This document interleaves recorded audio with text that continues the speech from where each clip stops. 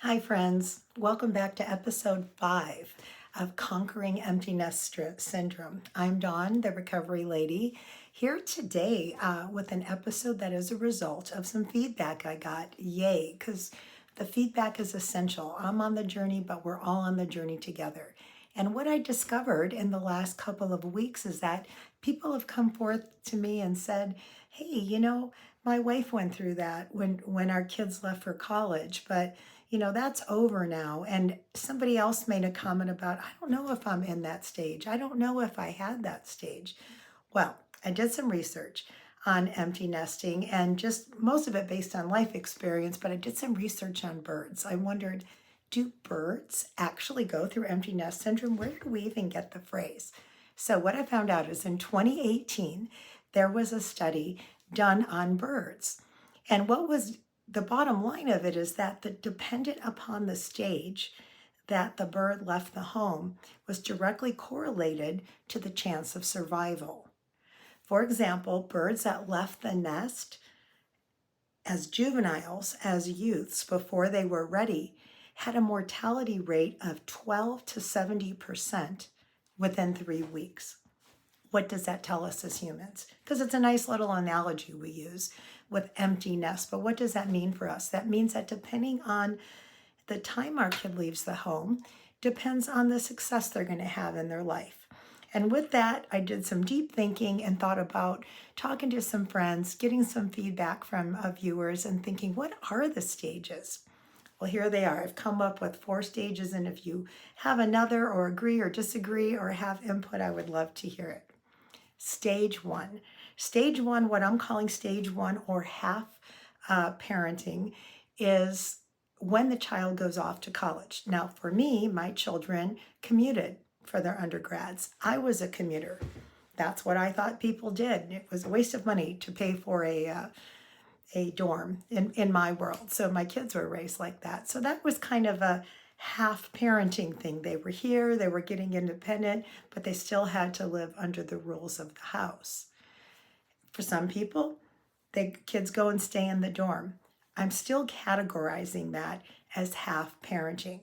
The things that we've talked about in the first 4 episodes aren't necessarily applicable to every stage until you've reached stage 4, which puts you in the full empty nest syndrome based on the research I've done.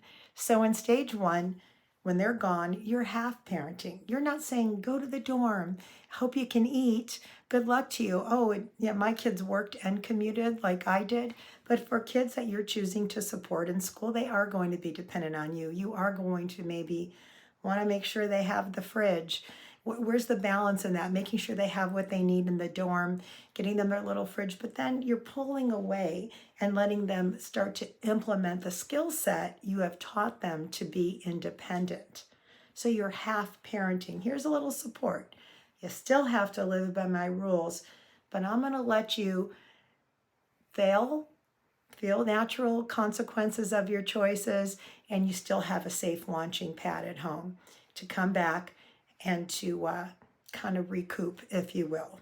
So that would be the first stage, the first level, the half parenting level of empty nesting, where they're half in, half out. So for example, things maybe in episode 4 aren't really applicable to this stage, and it's a fine dance. It's kind of it's a blessing in my mind that if you had that phase, because you can start to pull away as they're not 100% gone. You can start pouring into you. You can watch that episode, I believe it was episode 2, on igniting your inner self. Might have been episode 3. And start to do that in a phase. And then you don't have that hard shock where they're just gone, which some people do have. Phase 2, I'm calling 3/4 parenting. And that's when they move out. Maybe they're out of college, they have roommates, and they get their first place. And they may call you, mom, dad, hey, how do I get the electric bill set up? How do I do utilities? Should I put it in my name? Should it be in my roommate's name? What does that look like? So 3/4 parenting, they're independent, they're out on their own. They don't want you flying the helicopter around, but they're going to be checking in a little bit more than not, because they need to know how to set up some life skills as far as maybe should I take this insurance at work? Should I not take that? insurance at work, that kind of life thing, but they don't need you managing the day-to-day life. So, for example, my oldest went out, got roommates, had 3 roommates. There were 4 of them in a 4-bedroom house. She, because I chose to because my kids were commuters, so we did stages. When they got old enough to pay rent, they did. That was my choice. That was my reality. When they got out of high school, paid a little bit of rent, or I put a utility in their name. That gave them a direct correlation, like, wow, if I leave the water running, I got to pay a bigger water bill. Or if I leave the lights on, the electric bill is going to go up. So that's how I chose to do it. So they were getting those tastes of life.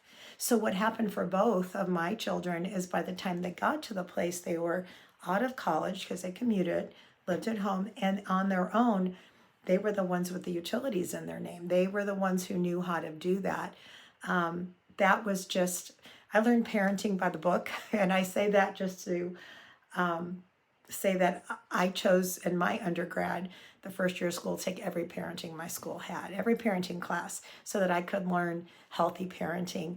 Some of us may have had less. It's not a dig on anybody. We just may not have had, due to circumstances, the ideal model. Therefore, we weren't equipped with the tools. So that's how I chose to do it. And it worked out really well because they both had a different maturity, even though they had never lived away from home. Because they commuted, they had a more skill set as far as setting that kind of thing up. So I call that the 3/4 parenting. So they're coming in, they're calling for those life skill things still. They don't want you flying the helicopter. You have to let them make their mistakes, learn. Don't monitor their time. They're self-supporting at that point, but they're still having to touch base a little more than you wanted. The next phase 3 of the empty nest syndrome that I discovered, I called the floaters or the coasters. Now, those are the kids, it's time to go. Maybe you want them to go, but they're floating. Maybe they were out and it didn't work out and they come back in. They got some roommates, maybe they couch surfed, circumstances that came up in life and they had to come back home. Well, I call them the coasters. It's like, oh, I'm going to come back, get a little secure, maybe not have to pay rent, crash, go out adult, come back in. Sometimes it's medical. Sometimes there's other reasons. Sometimes they just don't want to make that commitment, or we're holding on so tight we haven't let them really fly from the nest. There's actually research about that in the bird study, about when they don't want to leave and they have to get pushed out. Because the birds are a little more healthy. It's like when they're done, and they will just push you out because they know that baby bird's old enough. And sometimes we have to do tough love and take that baby bird that's 25 and out of school and should be in a roommate situation, living on their own if they can afford to, and give them a little shove. And that tough love, that helps them mature. That helps them be independent. For myself, it was very important to me with my kids, especially because they were commuting students, that they both lived alone before getting married. Only one recently got married, but I wanted them both to know, because life happens. Hey, life's happened to me. It's probably happened to you in different ways, that they knew they could support themselves and take care of themselves if something were to happen. If, God forbid, the house burnt down or they lost a relationship and maybe hadn't been working, I needed them to consciously, psychologically know they were capable of fully taking care of themselves. And they both did that. And I just saw it especially strengthened them to know that they could be okay. And that was something I chose to do. What you choose to do may be different. But the coasters and the floaters, they come back, they leave, and sometimes we just need to give them like that little shove, like the bird, and let them kind of hit the bottom, feel some discomfort, and then they'll find their way.